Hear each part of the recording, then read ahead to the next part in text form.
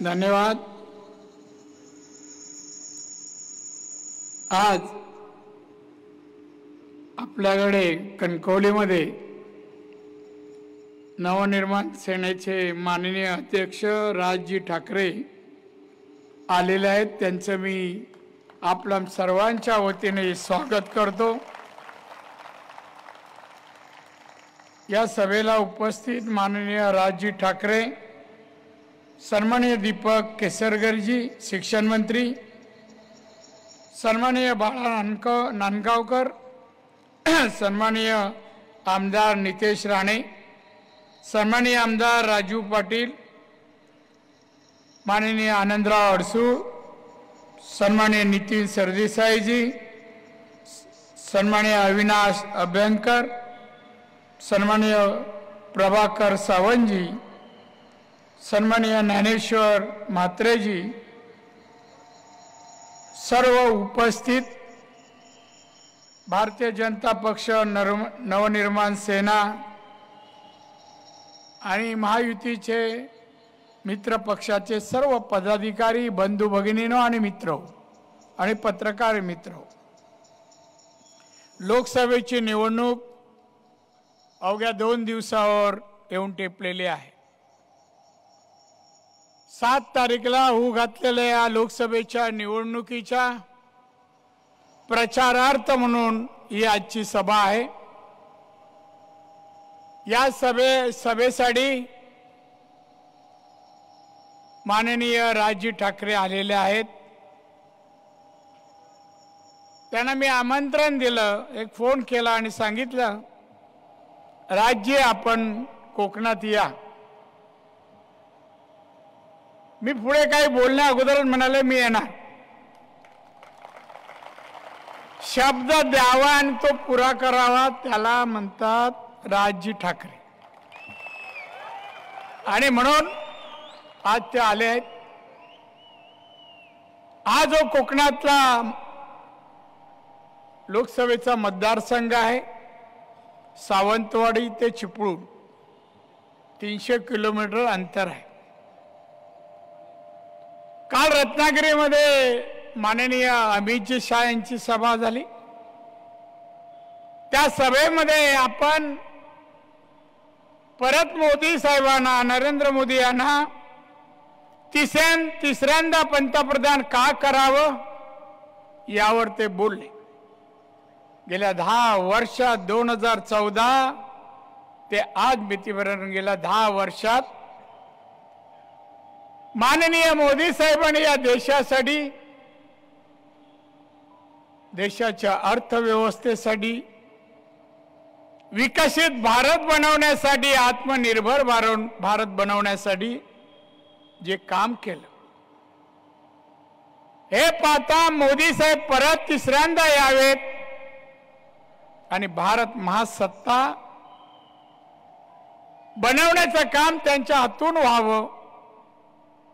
अमित शाह म्हणाले, यासाठी आपल्याला माननीय नरेंद्र मोदी साहेब पाहिजे। मित्र, मी यापूर्वी म्हणालो, 2014 साली भारत जागतिक अर्थव्यवस्थेमध्ये 11 नंबरवर होता। आज भारत 5व्या क्रमांकावर आहे, 10 वर्षात 5व्या क्रमांकावर आहे।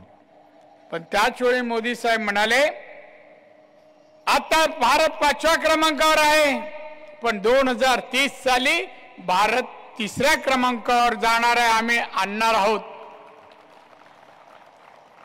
मोदी साहेबांनी या 10 वर्षात एका बाजूला देशाची अर्थव्यवस्था सुधारली, तर दुसऱ्या बाजूला 140 कोटी जनता या देशात आहे, त्यांचं जीवनमान सुधारण्यासाठी त्यांनी प्रयत्न केले। तेवढ्यात 2020ला कोरोना आला।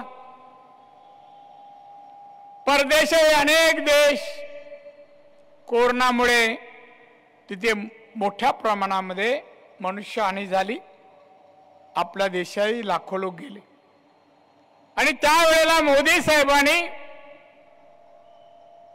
या देशातल्या जनतेला वाचवण्यासाठी भारतातच लस निर्माण केली। भारत परदेशात मिळून 220 कोटी लसीकरण मोदी साहेबांनी करून घेतले. वॅक्सिनही तयार केलं पुण्यामध्ये मोठ्या प्रमाणामध्ये. प्रत्येक राज्याला वॅक्सिन पुरवठा केला आणि देशामध्ये कोरोनाच्या कार्यकाळात जे लोक मोठ्या प्रमाणात मृत्युमुखी पडत होते त्यांना वाचवण्याचं काम आमच्या मोदी साहेबांनी केलं. नवीन औषधं आणली, कोरोनासाठी बनवून घेतली, प्रत्येक राज्याला दिली आणि महाराष्ट्राला पण दिली. त्यावेळेस तुम्हाला माहिती आहे महाराष्ट्राचे मुख्यमंत्री कोण होते, जे काल इथे होते, खास बोलायला आले. त्यावेळेला मोदी साहेबांनी पाठवलेली औषधं टेंडर काढले. गोरगरिबांना औषधं फुकट द्यायला पाहिजे होती, ती दिली नाहीच. उलट प्रत्येक टेंडर मागे 15% कमिशन मागितलं. अनेक टेंडर घेणारे पळून गेले आणि दिलं. त्यांची आता चौकशी चालू आहे. मोदींनी त्याच काळामध्ये उपासमार चालू आहे, कंपन्या बंद आहे, नोकरी धंदे बंद आहे, पगार मिळत नाही आणि म्हणून मोदी साहेबांनी त्याच वेळेला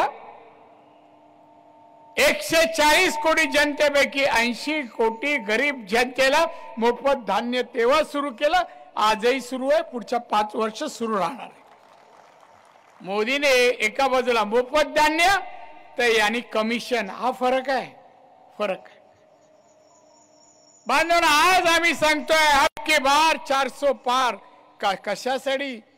मोदी सरकार तिसऱ्यांदा यावं, मोदी तिसऱ्यांदा पंतप्रधान बनावं आणि हा देश प्रगतीकडे जावं. महिलांसाठी किती योजना आणल्या? एकूण 54 योजना मोदीने आतापर्यंत 10 वर्षात जाहीर केल्या. प्रत्येक तालुक्यामध्ये 60% 70% लाभार्थी आहेत. महिलांसाठी किती योजना?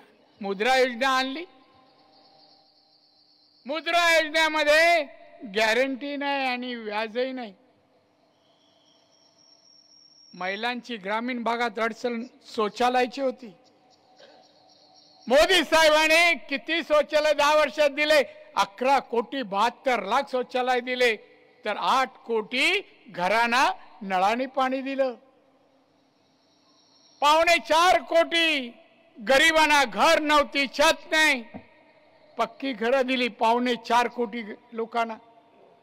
घरात आजारी माणूस पडला आणि पैसे जर नसेल तर माणूस जगत नाही, हॉस्पिटल नेऊ शकत नाही, घरात पैसा नाही. हे ओळखलं मोदी साहेबांनी आणि एक योजना चालू केली, आयुष्यमान भारत. 5 लाखाची मदत. बांधवनं काय सांगतोय? आम्ही सांगतो आम्ही काय केलं 10 वर्षात. जी दुसरी आघाडी आहे ना, ज्या आघाडीचे लोक नाही ते फिरतायत देशभर, फक्त मोदी साहेबांना शिव्या घालणं.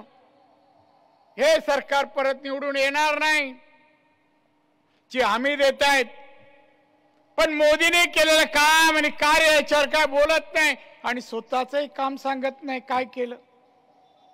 आपल्या राज्यात 2.5 वर्ष शिवसेनेचे मुख्यमंत्री होते उद्धवजी ठाकरे. या 2.5 वर्षात त्यांनी जनहितासाठी, लोकहितासाठी, शेतकरी, कामगार काय केलं सांगावं काहीतरी. त्यांनी शिव्या घालायला निवडणुकीनंतर आपण तुम्हाला मैदान खुली करून देऊ आणि स्टेजी बांधून द्या शिव्या,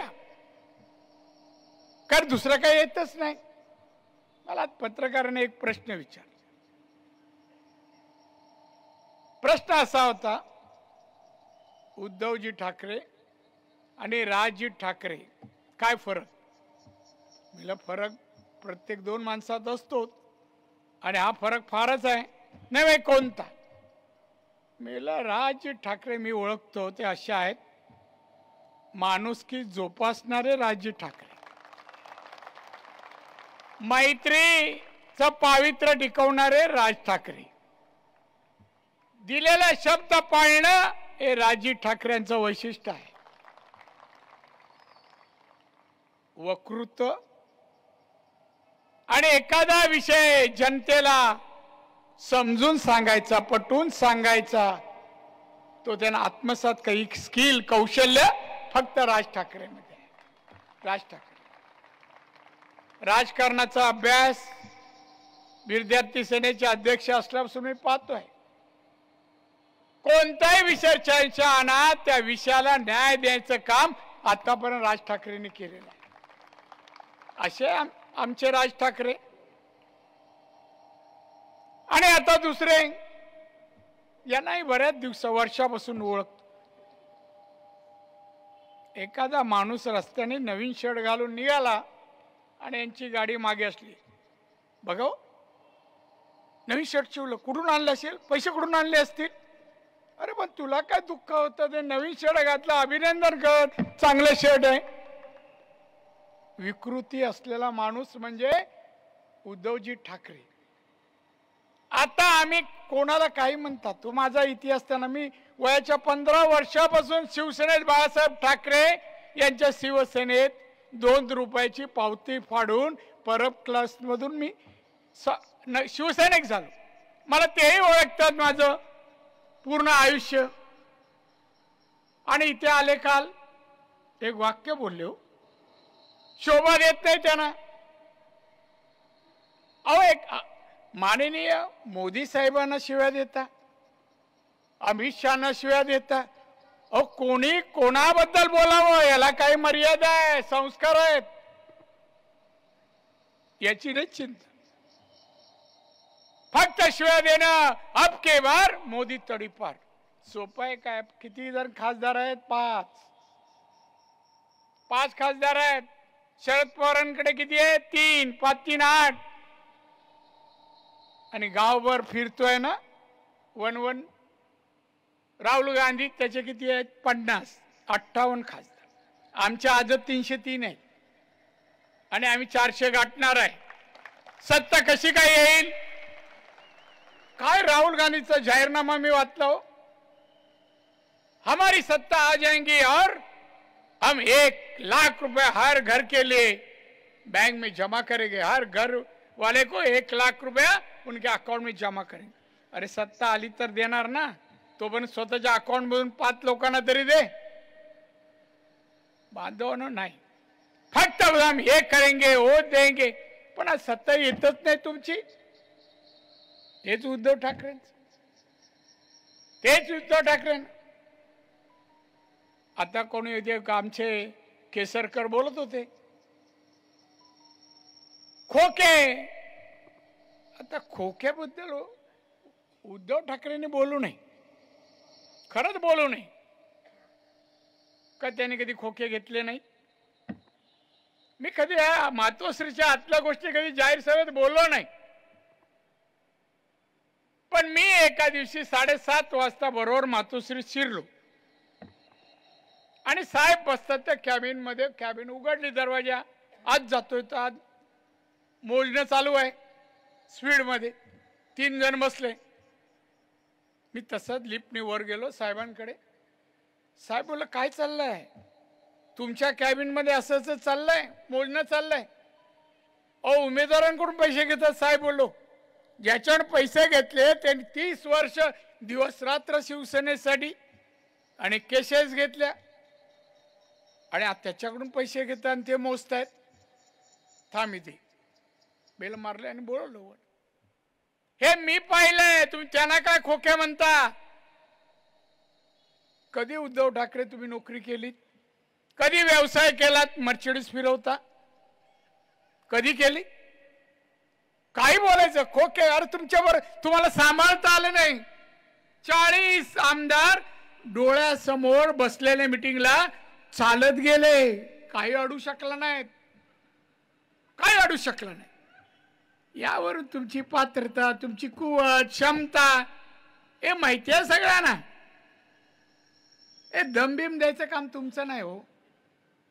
असं नाही की आम्ही सोडलं आणि तुमच्याकडे दिलं आणि तुम्ही चालू केलं, असं पण नाही ना. आम्ही काही सोडलं नाही. म्हणे आडवे आला तर गाडून पुढे जाईन. कसं जाणार? एक त्या गाड्याला ताकद लागते, वाकायला लागतं, ते तुम्हाला जमत नाही वाकायला. 20 पावलाच्या वर चालू शकत नाही आणि कोणाला गाडणार? नाव घ्या ना म्हणा, हे नको बोलू. शेवटी आम्ही माननीय बाळासाहेबांना आठवतो आणि त्यांच्या पुत्राबद्दल बोलताना जीवावर येतं.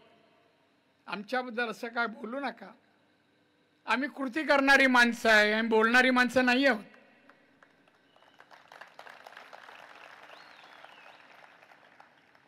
हा सिंधुदुर्ग जिल्ह्यात साहेबांनी मला पाठवलं 90 साली.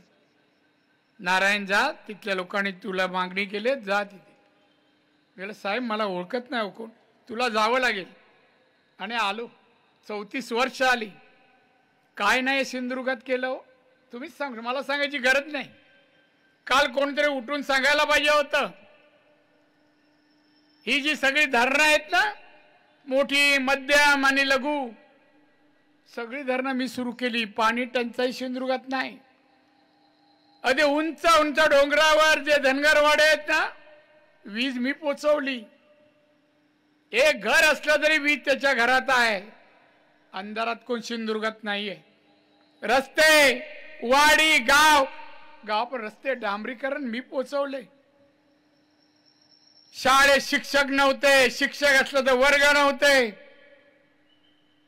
425 शिक्षक कमी होते. माननीय मनोहर जोशी मुख्यमंत्री होते, त्यांना सांगून स्पेशल केस करून 425 शिक्षक एकाच वेळा भरले.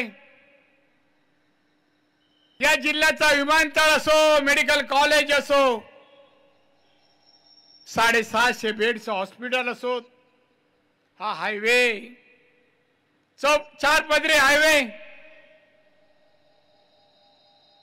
समुद्र किनारा पहा, 121 किलोमीटर समुद्र किनारा आहे. आमचे मासेमारी करणारे जाग्यावर मासे विकायचे. आज युरोपमध्ये मासे जातात. एक्सपोर्ट होता मोठ्या प्रमाणात. सिंधुदुर्गामध्ये मोफा बाजूला आलाय.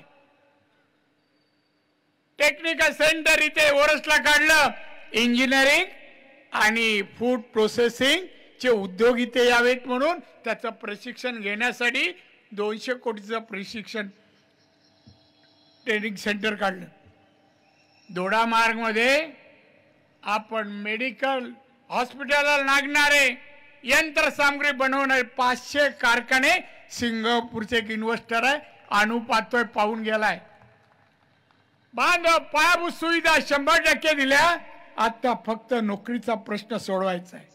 एक प्रश्न मात्र इथे वारंवार पत्रकार विचारतात, का हो तुमच्या किनारपट्टीमध्ये सिडको जागा संपादित करताय का? ते जागा घेतायत का? सारखा प्रश्न विचार.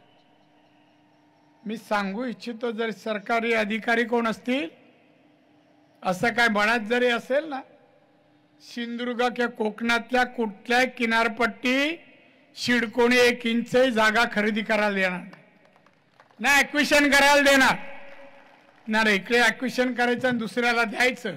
इथे नाही. आम्ही मरीन पार्क नाही होऊ दिला हो जपान सरकारचं, मासेमारीवर परिणाम होईल म्हणून नाही दिला. संविधान नवीन पुढी सोडली.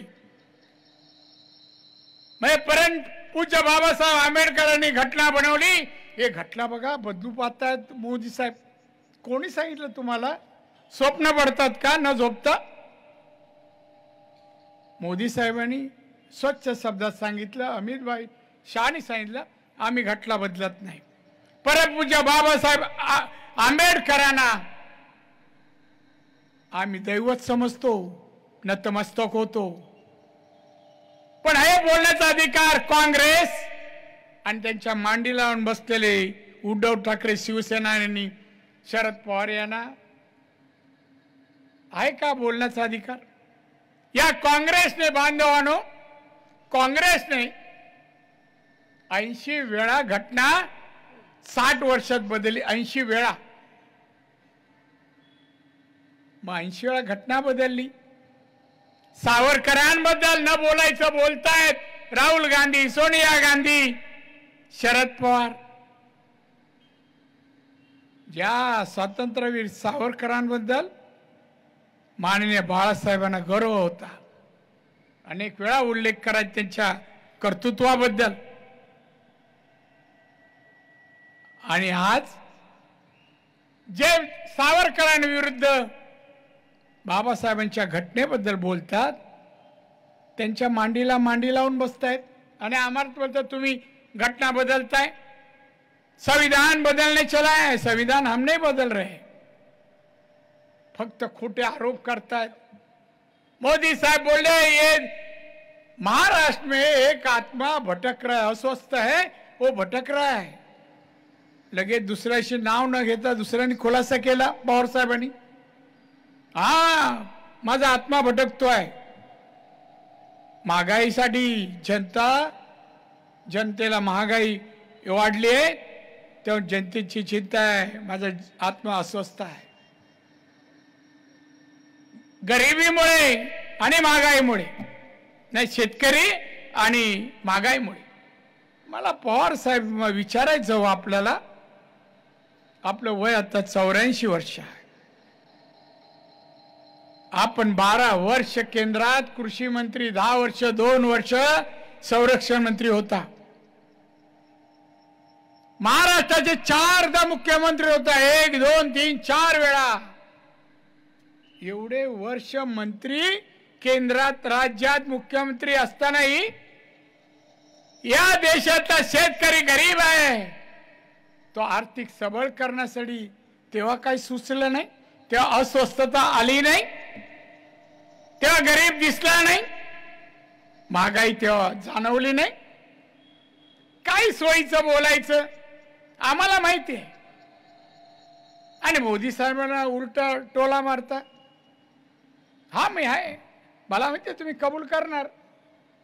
तुम्ही नेहमी अस्वस्थ असता पण त्याच्यावर मार्ग कधीच काढत नाही. अस्वस्थता जावी म्हणून असोत. बांधवना आपल्याला हा सिंधुदुर्ग, रत्नागिरी, हा कोकण आर्थिक सबळ करायचं आहे. इथे बेकारी ठेवायची नाहीये.